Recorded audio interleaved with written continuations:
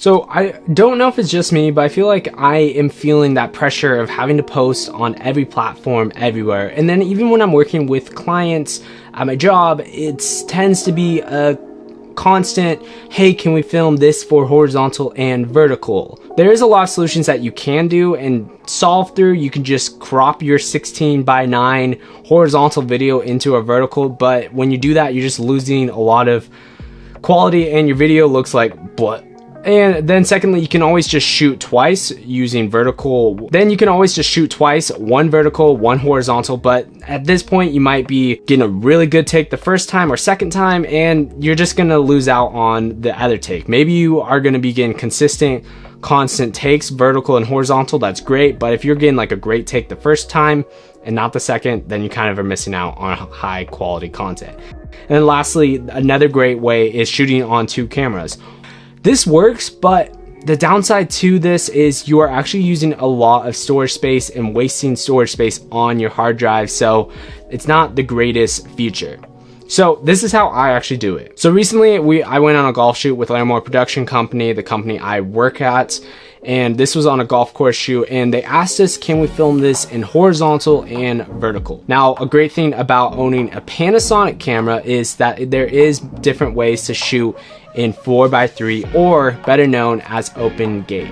This is offered on a bunch of different various cameras through the anamorphic mode on the GH6, S1H, and the GH5 Mark II, but you can still shoot 4x3 in a $1,000 camera like the G9 or GH5 using the 6K/4K photo mode. Now the 6K and 4K photo mode is basically just a mode that is going to be taking video and then you're able to pull a still from later on in post or in your camera manually, picking the frame you exactly want. And this is just an electronic way to record it. Doing this little hack thing allows you to shoot in 6K video files.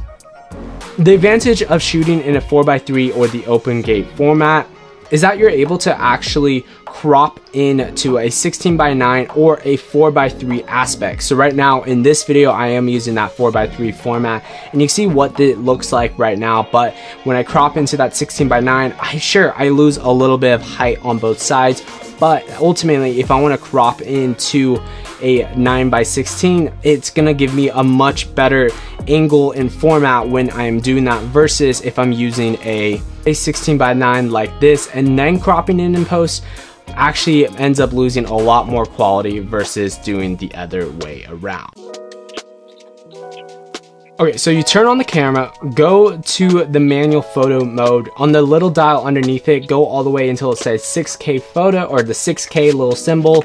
Go into the menu on the photo tab. For me, that is the 4th tab on that, until it says 6K/4K photos. You can change how, if you want to shoot in 6K at 30 frames a second or 4K at 60 frames a second from this. And then underneath that, you want to have the little S/S symbol. Basically, this is a start and stop for your shutter. So anytime that you press the start button, it will start recording. Anytime you press it, stop it, it will stop recording. Now really quickly, I want to talk about a couple of the advantages and disadvantages that the G9 in particular and GH5 have when you're using this format. The main advantages are that you are shooting in that 4x3 and using the entire sensor, getting higher quality. It is more like 5K realistically when you fully crop in, which is pretty still amazing out of a $1,000 camera. It is also in 10-bit when you're shooting 6K at 30 frames a second. And you are able to record sound, obviously, like I'm doing right now, internally. I'm not doing this externally and syncing it in post. But a couple disadvantages are that there is a 10-minute record limit to that, and that you aren't able to actually shoot in 24 frames a second, only 30 frames when you're shooting the 6K. For 4K, you do get 60 frames and 30 frames a second, but this Kodak is in 8-bit, I'm pretty sure. I could be wrong here, I totally could be wrong, but let me know if I am wrong, and I'm pretty sure it's in 8-bit, but the 6K file I found out was in 10-bit. Anyways, if you're a social media content creator, shooting YouTube, TikToks, Reels, and all of these things, probably should suggest getting a Panasonic camera like the G9 or GH5 or GH6 perhaps.